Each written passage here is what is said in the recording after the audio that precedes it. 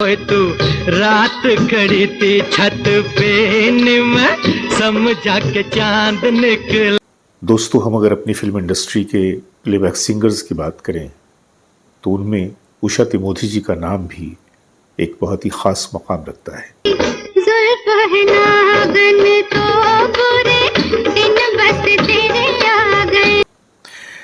उषा तिमोथी जी ने अपने कैरियर के दौरान तकरीबन सभी बड़े मेल प्लेबैक सिंगर के साथ काम किया और मोहम्मद रफ़ी साहब का साथ उनका बड़ा ही तवील रहा, तकरीबन 20 वर्षों का साथ रहा और इस साथ में उन्होंने बहुत सारे शोज़ किए। बल्कि अक्सर व बेशतर ऐसा होता था कि रफ़ी साहब जब कभी किसी शो के लिए बाहर जाते थे तो उनकी कोशिश होती थी कि उषा जी साथ हों। उषा तिमोथी जी भी रफ़ी साहब को हद से ज़्यादा इज़्ज़त देती थीं और उन्हें बिल्कुल अपने बाप की जगह रखती थीं। लेकिन सिर्फ रफ़ी साहब ही नहीं, रफ़ी साहब के अलावा भी दूसरे जो सिंगर्स थे या म्यूज़िक डायरेक्टर्स थे वो भी उषा जी को बहुत अजीज़ रखते थे और ऐसी बहुत सारी हसीन यादें उषा जी के साथ आज भी चलती हैं। एक मौके पे उषा जी ने एक बड़ा प्यारा सा एक वाक़या शेयर किया जो मैं आज आप लोगों के साथ शेयर करने जा रहा हूँ। लेकिन मैं आपको बता दूँ कि ये वाक़या मोहम्मद रफ़ी साहब के साथ अटैच नहीं है, बल्कि किसी और गुलकार के साथ है। क्या है वो वाक़या और क्या हुआ था और कौन है वो गुलकार, मैं आपको बताऊँगा। लेकिन इसके लिए ज़रूरी है कि आप हमारे साथ बने रहें और इसी तरह से अपनी मोहब्बतें हमारे चैनल को देते रहें। तो आइए चलते हैं आज की वीडियो की तरफ।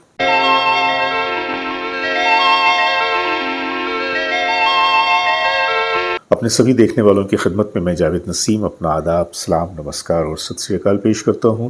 और दोस्तों, आज मैं आपको बताने वाला हूं उषा तिमोथी जी की ज़िंदगी से जुड़ा हुआ एक बहुत ही प्यारा सा वाक़या।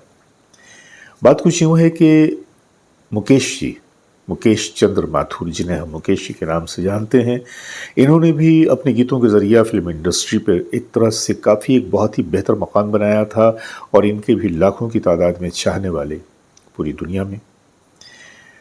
एक तरफ अगर रफ़ी साहब बिल्कुल रंगारंग तरीक़े से हर तरह के गाने गा रहे थे तो दूसरी तरफ मुकेश जी भी गमंगेज़ गानों को बहुत खूबसूरती के साथ गाते थे और उनकी आवाज़ में खुदा ने कुछ ऐसा दर्द दिया था कि सुनने वाला बिल्कुल गम व अंदोह में डूब जाता था। मुकेश जी बड़े खूबरू आदमी थे, बड़े हैंडसम आदमी थे, बल्कि जब उन्होंने इंडस्ट्री में कदम रखा था तो एज अ हीरो भी काम किया था।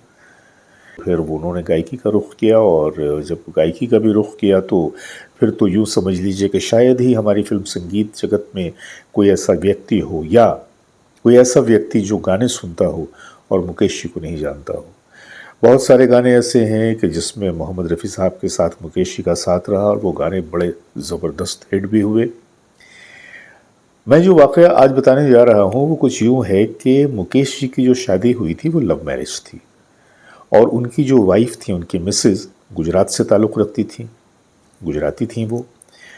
शादी के बाद ऐसा हुआ कि एक बार ये लोग शो करने के लिए राजकोट जा रहे थे, यानी कि उषा जी भी उसमें शामिल थी, मुकेश जी थे और दूसरे भी सिंगर्स थे। जाने से पहले मुकेश जी की वाइफ़ ने मुकेश जी से कहा कि आप जो जा रहे हैं राजकोट प्रोग्राम करने के लिए तो वहाँ से लौटते समय मेरे लिए बांधनी साड़ी लेकर आइएगा और यूँ कीजिएगा कि वो जो साड़ी आप लें वो उषा की पसंद से लीजिएगा क्योंकि उषा की पसंद बहुत अच्छी है। मुकेश ने कहा बहुत अच्छी बात है। जब ये लोग राजकोट गए, प्रोग्राम वगैरह हो गया, उसके बाद वापसी से पहले शॉपिंग करने के लिए मुकेश जी और उषा जी मार्केट गए। वहाँ जाने के बाद उषा जी तो बिल्कुल अंदर से इतनी खिल उठी कि मत पूछो।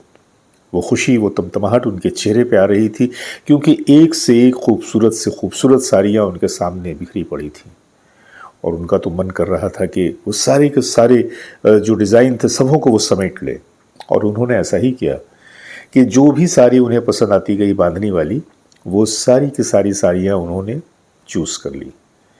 अब जब मुकेश जी ने पैसे देने की बात आई तो मुकेश जी ने कहा कि भाई ऐसा करें कि जो जो साड़ियाँ आपने पैक की हैं वो सारी की सारी साड़ियाँ एक सेट और निकाल लीजिए, यानी कि एक ही तरह की जितनी भी साड़ियाँ थीं एक और पैकेट, दूसरा पैकेट जो था वो भी उसी तरह का, उतनी ही साड़ियों का बनाया गया। दोनों बैग दुकानदार ने सामने रख दिए।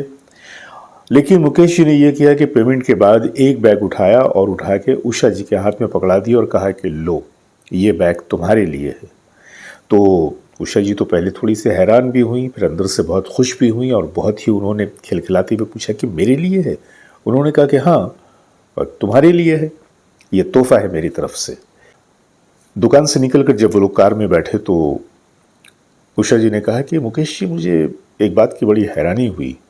मुकेश जी ने पूछा क्या? कहा आप भी इतने मशहूर हैं, आपने भी इतने सारे गाने गाए, आपके भी चाहने वाले पूरी दुनिया में भरे पड़े हैं, लेकिन आप इतनी देर तक मार्केट में रहे और किसी ने आपको पहचाना नहीं। अगर यहाँ पे साहब होते तो अब तक तो न जाने कितनी भीड़ जमा हो चुकी होती, और मैं तो साहब के साथ जहाँ भी जाती थी वहाँ तो लोगों की भीड़ लग जाती थी। मुकेश जी ने कहा वो बैग लाओ, मैं अपना तोहफा वापस ले रहा हूँ। तुम मेरे साथ हो, मेरे साथ तो मार्केट गई, मैंने तुम्हें इतनी सारी साड़ियाँ दी तोहफे में और तुम तारीफ कर रही हो रफ़ी साहब की। भाई ये क्या बात हुई? तो थोड़ी देर के लिए तो उषा जी थोड़ी सी घबरा सी गई कि ऐसा ना हो कि मुकेश जी वाकई में तोहफे का बैग वापस ले लें। फिर मुकेश जी खुद ही हंस पड़े और कहा कि वो मोहम्मद रफ़ी हैं, लोग उन्हें सिर्फ सुनते ही नहीं बल्कि उनको अच्छी तरह से उनकी शक्ल को पहचानते हैं।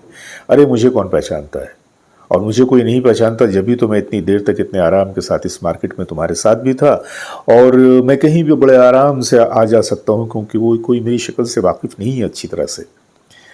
तो उषा जी ने कहा कि बहरहाल जो भी है, लेकिन ये तो एक हकीकत है कि मशहूर तो आप भी हैं, लेकिन साहब की तो बात ही अलग है।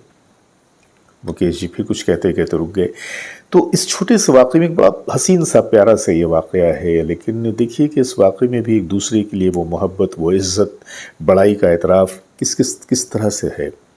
तो मैंने सोचा कि एक मौके पे जब उषा जी ने ये ज़िक्र किया तो मैंने सोचा कि क्यों ना मैं ये छोटी सी प्यारी सी कहानी आप लोगों की नज़र कर दूँ।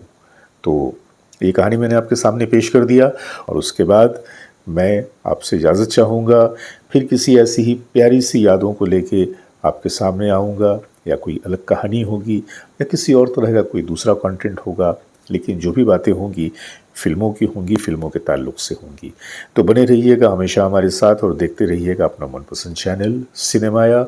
और अब मुझे इजाज़त दीजिए।